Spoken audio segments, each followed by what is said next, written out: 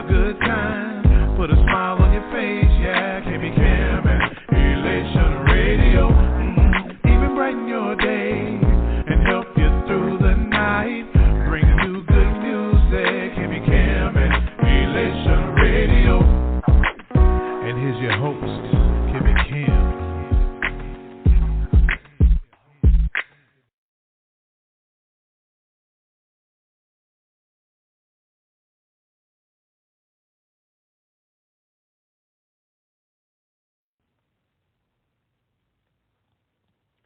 Hey, it's your Destiny Coach, Clarita Hatton-Jackson, with Blue Flame Moments Radio Show.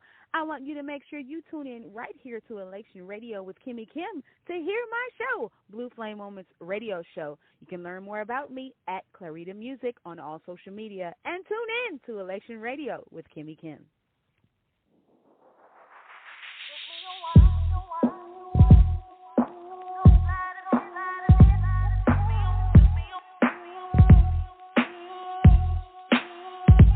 Took me a while to get to this place. I'm so glad I'm in this space, accepting all my flaws, embracing authenticity, 'cause there's nobody quite like me. Oh, I like me and me. Who I'm created to be, original, not to copy. I'm gonna clap on me, to love again. Gonna celebrate this life, walking who am I supposed to be, refuse to give up on me. Love again, gonna celebrate this life, walk and live. Every trial that came my way, I was searching for a brighter day. That day's finally here. That day's finally here. Through life's struggles, ups and downs, I'm so glad that I have found the love that's unconditional. Yeah, all I went through prepared me. All God wanted me to be. I'm gonna clap on me, to love again, love me again, celebrate this life, walking who am I supposed to be, refuse to give up on me. Love again, to love me alone, celebrate this life, walk and live. Oh, it's incredible. This joy is unspeakable. Living life with no regret. Each lesson was a blessing. I'm gonna clap on me, love again, celebrate this life, walking who am I supposed to be, refuse to give up on me. Love again, celebrate this life, walk and live. I'm gonna clap, clap, clap, learning to love all over again, celebrate this life. I'm gonna, clap, clap, clap, clap for me, celebrate this life for me, learning to love me over and over again, clap, clap, clap. I'm gonna celebrate me, celebrate this life. I'm dreaming big, oh yeah. Clap, clap, clap. Gonna celebrate this life, walk and live. Gonna give my life, Well, here we are again, Jadasa live broadcast on Elations Radio. I am your host, Cynthia R. Bennett, and here on the Jadasa Live podcast, we talk about issues dealing with domestic abuse and neglect in the community. Our platform is used to raise awareness, provide resources, and offer hope through educating, edifying, and encouraging. I want to thank our viewers for listening in and ask if this podcast helps you in any way or assists you or your family and friends or associates. The Jadasa organization is asking you to donate into this much, much needed cause to help victims and their children. You can do this by going to our website. Our new website is up and running at www.jadasa.org, and that will be JADASA.org,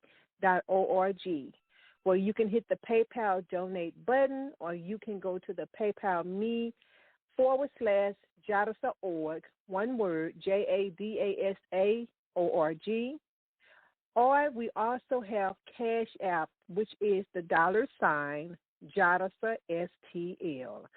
The $ Jadasa, JADASA STL, where your donations are fully taxed.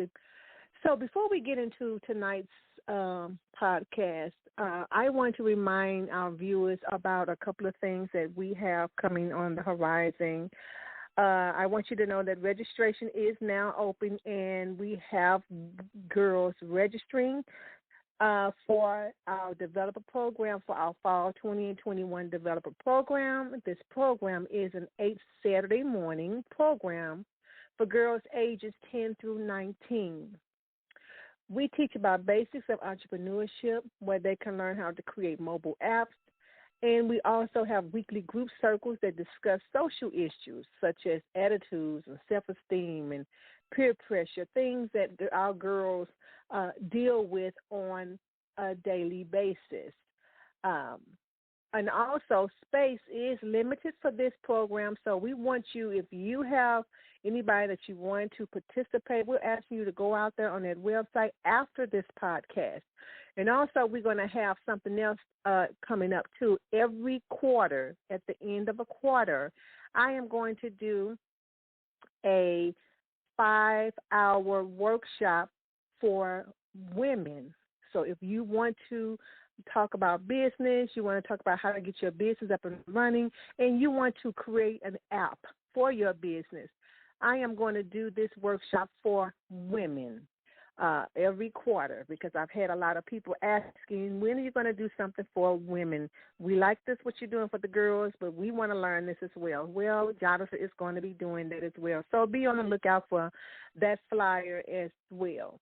Also, we are going to be starting up our women's support group circle, and this is a sister circle where we come in, we talk about issues, we share, we provide resources. We just there. We just going to be a part of, as they're saying, I am my sister's keeper.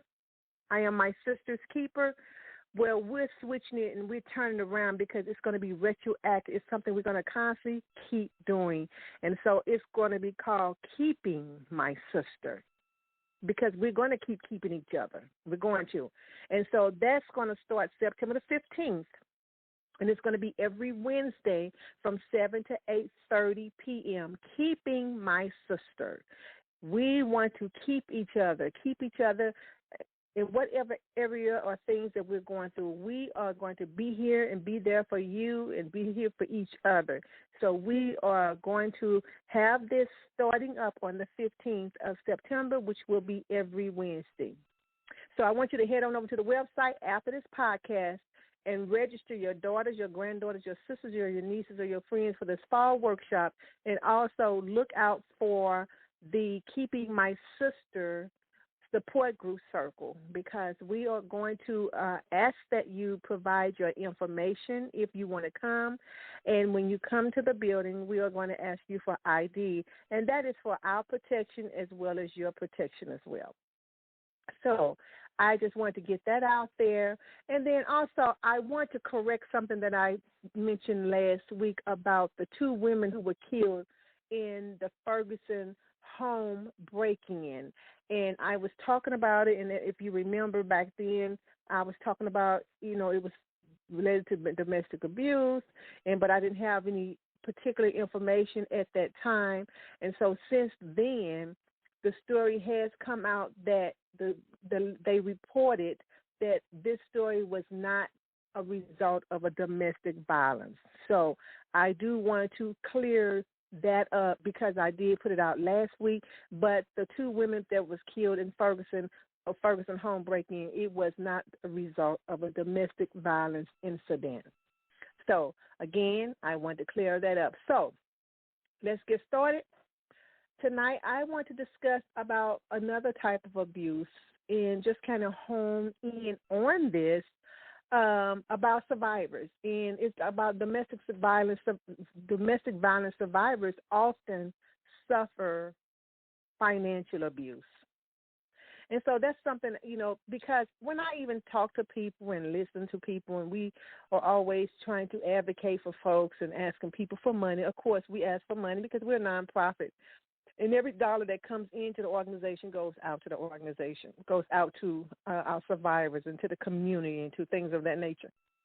And so a lot of people, they want to know, where is the money going, or they kind of apprehensive. And so, people that's going through abuse, they deal with financial issues. And we're going to kind of go into in-depth about this, but I do want to clarify that when an organization is raising money for awareness or they're doing something and they're asking you for resources and they're putting out T-shirts or anything,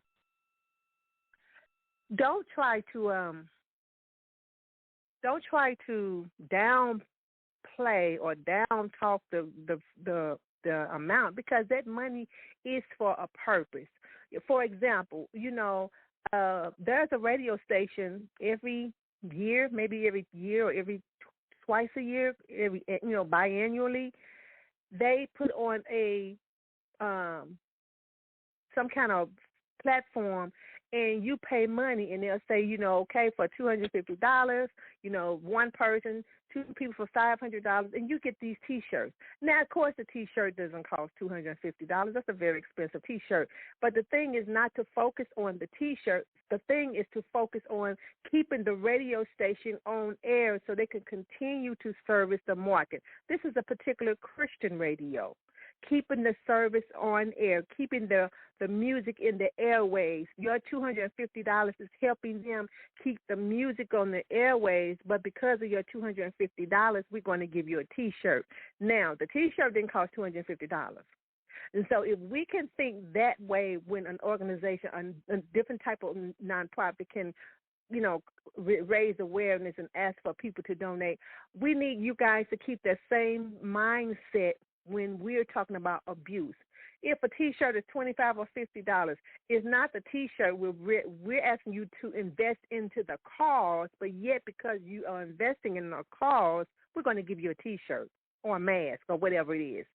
And so we have to change our thought about that. So I just thought I would throw that out there because domestic violence survivors, they do suffer abuse, different types, but we're talking about financial abuse tonight.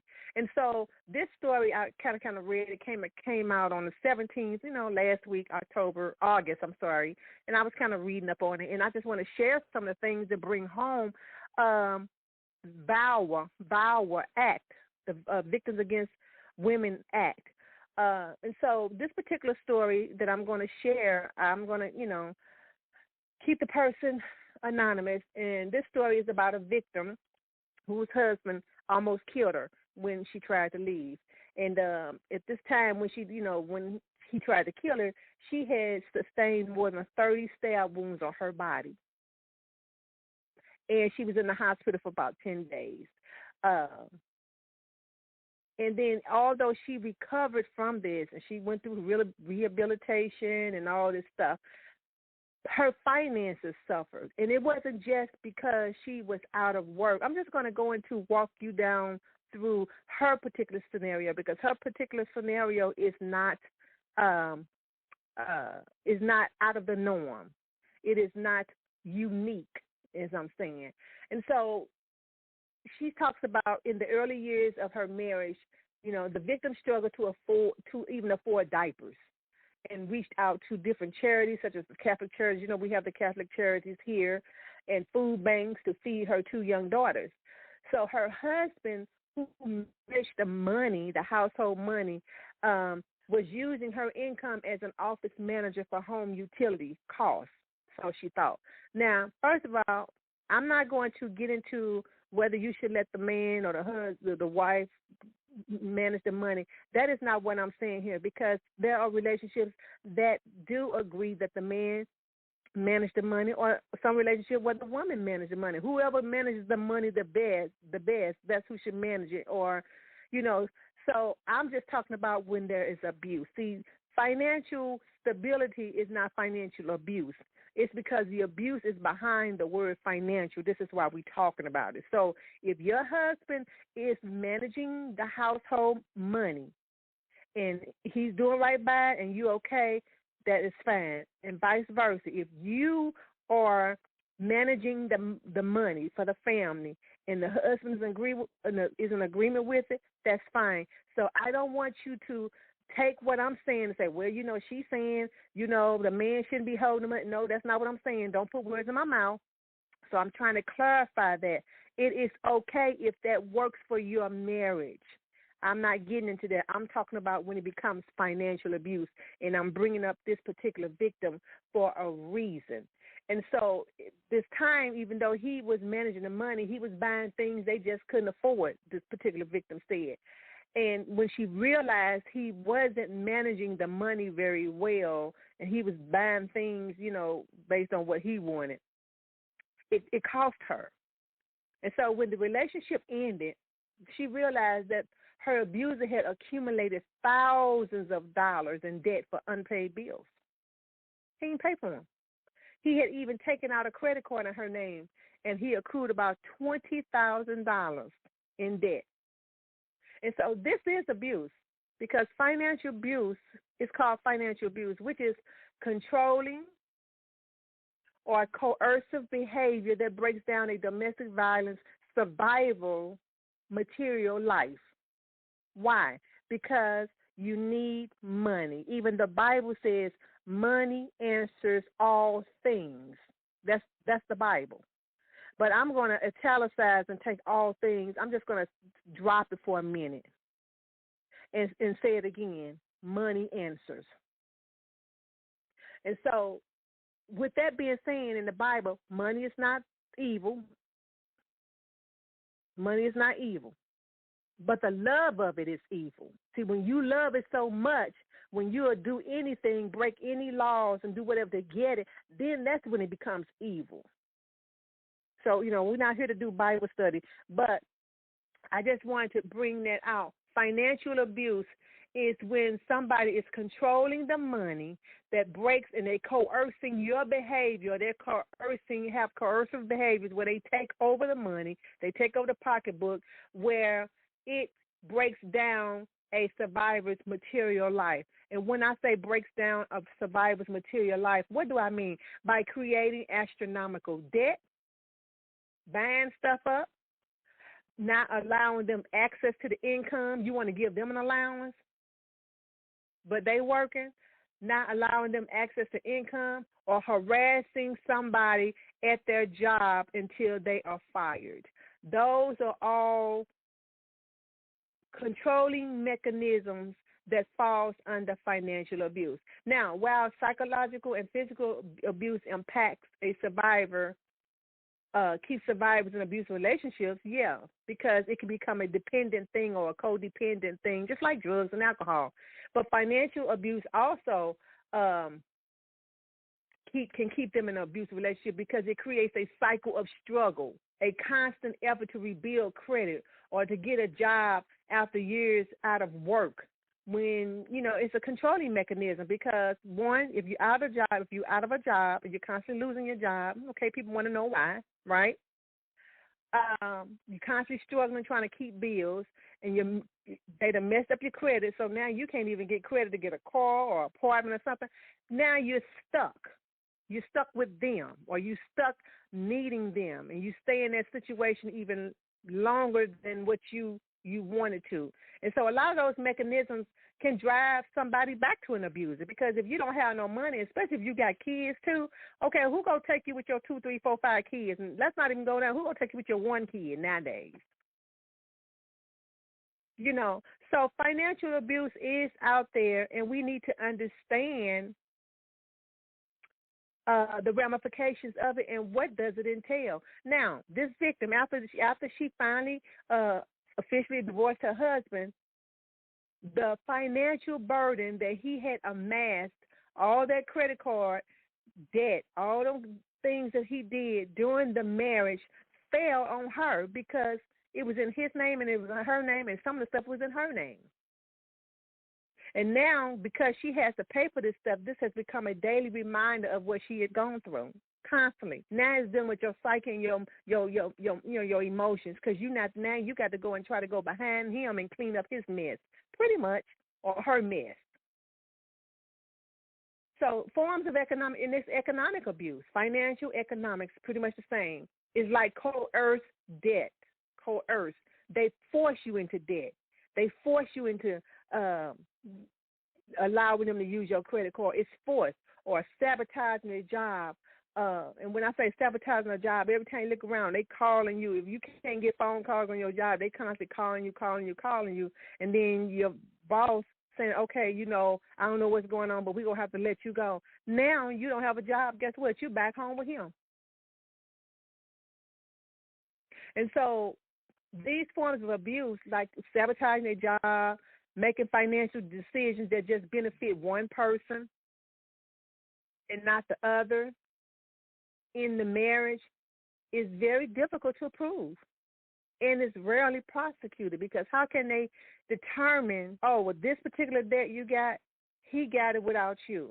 How can he prove that? How can that be proven? And so this particular director of the Domestic Violence Unit and a Legal Aid Society is saying that it's hard to show evidence, because if the debt is in the survivor's name and his name, how do we know that it wasn't a mutual decision for both of you all? And then if it was in your name, the survivor name, and not the abuser name, who's to say that you didn't agree to have him to manage the money? So it becomes muddy water how to even prove that. But we have to figure out, how can the courts view economic abuse, change how the courts view economic abuse. First of all, it begins with recognition in legislation to realize that there is such a thing as economic or financial abuse. And we're going to talk about that. The first thing is to recognize it in legislation. Everything always go back to legislation. Always go back, because that's where they make the laws. So the Violence Against Women Act, when I was talking about the VAWA, Violence Against Women Act of 1994 was a groundbreaking. It was a law. And what it was, the law enhanced legal and community responses to domestic violence, sexual assault, and stalking. And what it is, it authorized grants to states, local, and tribal organizations to help women or men who were victims of this type of violence. And so now the VAWA, the Violence Against Women Act, has been reauthorized 3 times since 1994, most recently in 2013 under President Barack Obama. But now, and I'm going to tell you about what reauthorization means so we can all be on the same page. It has been reauthorized since 1994 3 times. So in 2019, the House voted to reauthorize the law for 5 years. And when we talk about reauthorization, so let me go back here. The Violence Against Women Act reauthorization of 2021 mentions several issues addressed in the bill. This reauthorization will reauthorize, which means will allow funding for programs, allow new programs to get money from 2022 to 2026. It also will amend and add definitions used in the Violence Against Women programs. It's going to amend federal criminal law relating to firearms. Well, with survivors and abusers having firearms. It means laws about custodial rape and stalking. Then it expands jurisdiction over certain crimes committed on tribal lands. If you have like a tribal land or Indian territory. It deals with culturally specific needs, like stuff for maybe African Americans or whatever, Hispanics, culturally specific needs, and it adds programs to address housing and financial needs among survivors. So they added that. So in 2019, the House voted to reauthorize the law for 5 years. So all the stuff I just mentioned, amending those definitions about firearms and custodial rape and stalking and tribal lands and culturally specific needs and financial and housing assistance for survivors. That's all in the reauthorization. So in 2019, the House voted to reauthorize that for 5 years, which means to put all this stuff in act, to allow programs to use money if somebody that's been dealing with that or somebody suffering abuse, one of those categories I just mentioned, they can get money under this act. But the Secretary, the Senate Majority Leader Mitch McConnell never brought the reauthorization to the floor. He did not bring it to the floor. I tell you, it starts with authorization. It starts with legislation. But on March the 17th of 2021, this year, the House passed the 2021 reauthorization. So that's great, but let's not just get all head over heels because the Senate has not taken it up yet. Now, they passed it on the 17th of March this year about the reauthorization, adding all these programs, allowing new programs to come in, amending some of these laws, and adding different things that's going to help survivors. They passed that at the House on the 17th of March this year, but the Senate has not taken it up yet. So on July the 30th, almost a dozen Democratic senators, including Amy Klobuchar of Minnesota and Elizabeth Warren, released a letter asking Senate Majority Leader Chuck Schumer to reauthorize the act. Yeah, well, they mentioned that last week on the 17th of August. This is August the 23rd, so I haven't seen anything updated as of yet. But we're going to watch it. So it says lawyers and advocates have wanted a mention of economic abuse in the Violence Against Women's Act. We want that mentioned in this act because if it's mentioned in that act, then we can provide services to survivors who are struggling from economic abuse or financial abuse. And we are eagerly anticipating the passage of this 2021 reauthorization in the Senate. When it's going to happen, but we're watching. And so the 2021 version that they just reenacted in March, and Amy Klobuchar and Elizabeth Warren are all asking Chuck Schumer to release this letter asking them to reauthorize it.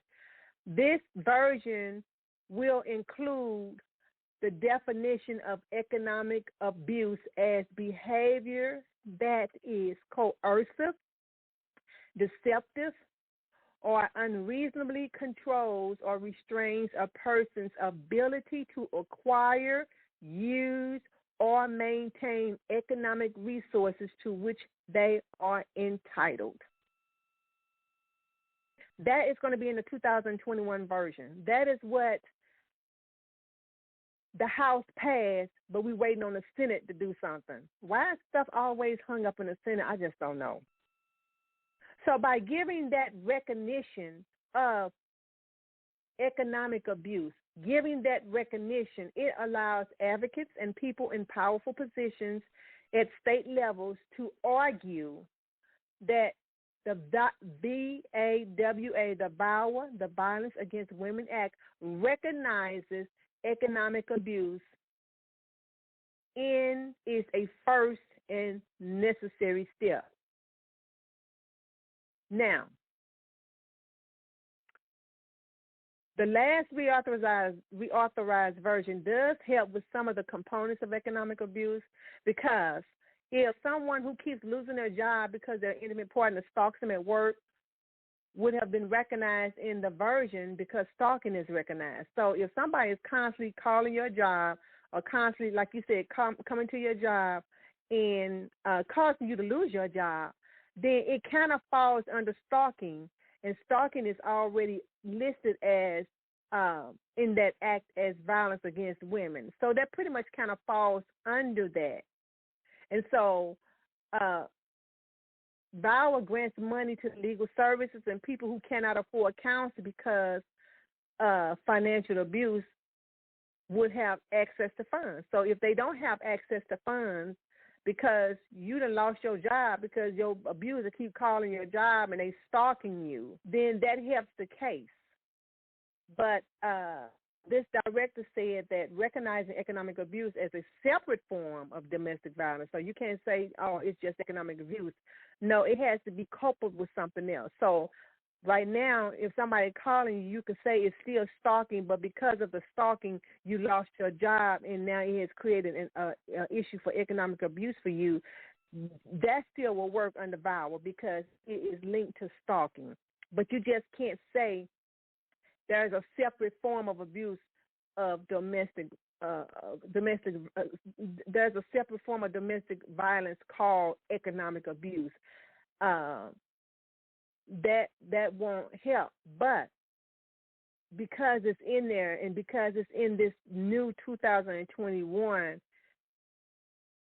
act, it does give the attorneys strength in their case when they're citing it. They'll say, hey, we could say this is economic abuse because of this, because it's in the Violence Against Women Act. And so also even with different organizations who works with domestic violence agents, they may not understand all the ramifications and all the legal jargon around economic abuse, but if they see economic abuse under VAWA, VAWA, that means they can service people who saying that they can't pay for their bills because they lost their job. If it's under there and is listed, they can service them.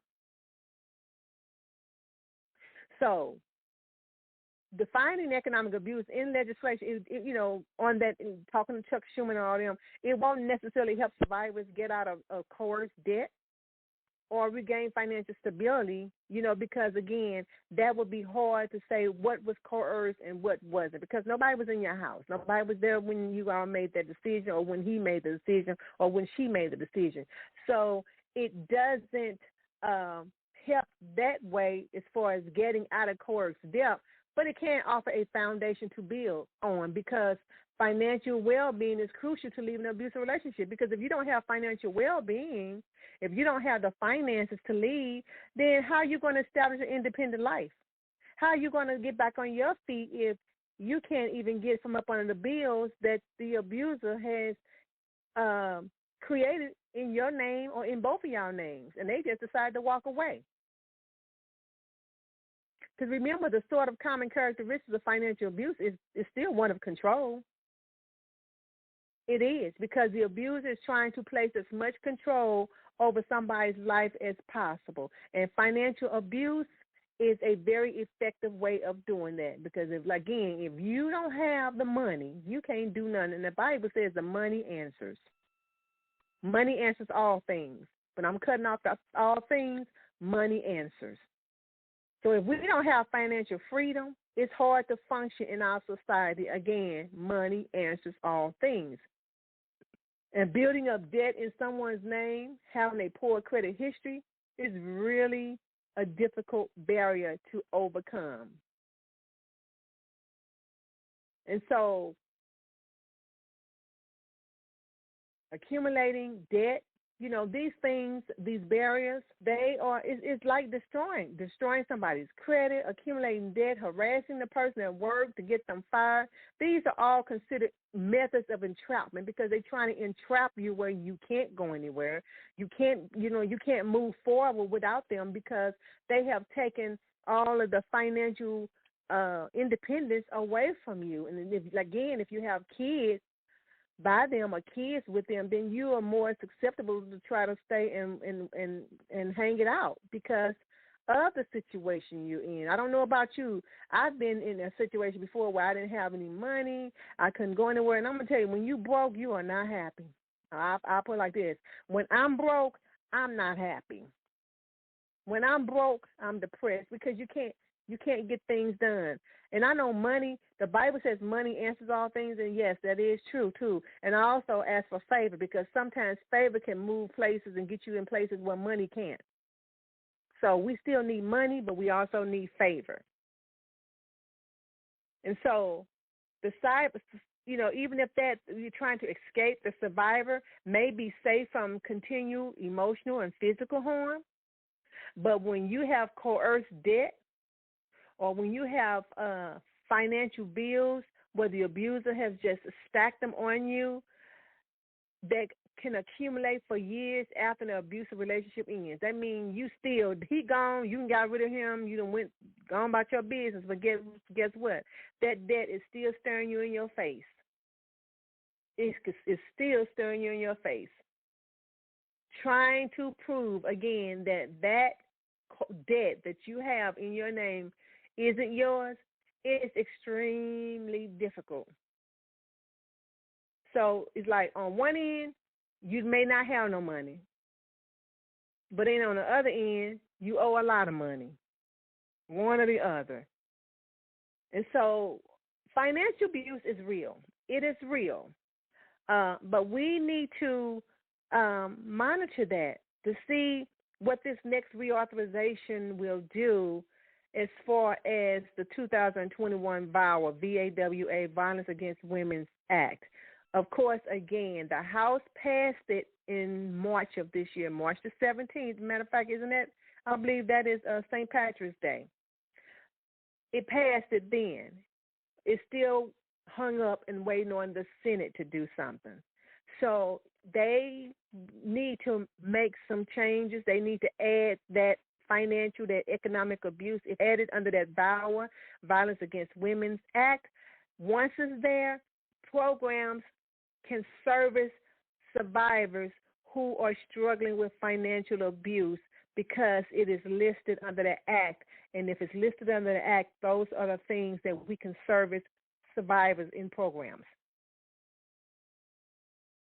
So if the new version passes, experts and advocates say it could lay the foundation for solutions to come. I'm sure it will. Why are they sitting on their hands? Who knows? But we need to make sure can push the envelope. So as for the survivor that I mentioned at the top of this podcast, she diligently paid off the debt that her ex-husband had accumulated for years after she left him. She ended up negotiating with some of the companies and others. She just buckled down and she just paid the debt that was in her name because at the time there was no other solution to do so but to do that. But again, we are waiting, we are listening, looking, we are excited, and we are in expectation of this new version. And again, we just can hope and pray that the Senate do what's best for these survivors who are struggling. You know, if we don't put all this stuff in this bill, we pretty much as society are re-victimizing them. We're re-traumatizing them because, you know, they're already going through all the stuff and then they constantly got to deal with something else when we can just service them. So, again, we're looking for them to pass this new version because, again, it will be the foundation for solutions to come today, tomorrow, and in the future. Remember, financial abuse is still a part of domestic abuse. So if you or someone you know is a victim of domestic violence and abuse, we ask you to call the help hotline number at 1-800-797-7233. I'm sorry, 1-800-799-7233 or the hotline.org. And I'm going to leave you with this scripture that I think it is so befitting. Jeremiah 29:11 says, "For I know the thoughts that I think towards you, saith the Lord, thoughts of peace and not of evil. And it is to give you an expected end. God says he is thinking some thoughts towards you, and these are some thoughts of peace. He's thinking some good thoughts towards you. No matter what you've been through, what you're going through, your hiccups, your mess-ups, your trip-ups, he is thinking some thoughts towards you, and those thoughts are of peace, and they're not of evil. And why? He wants to give you an expected end. He wants your end to be what you expect it to be. And that is a mighty good God we serve. So remember, Jadasa is the community. You are the community. Therefore, you are Jadasa. It's Jadasa 24/7, 365, all day, every day. With that being said, I want you to be safe, I want you to be well, and I want you to be whole. Good night.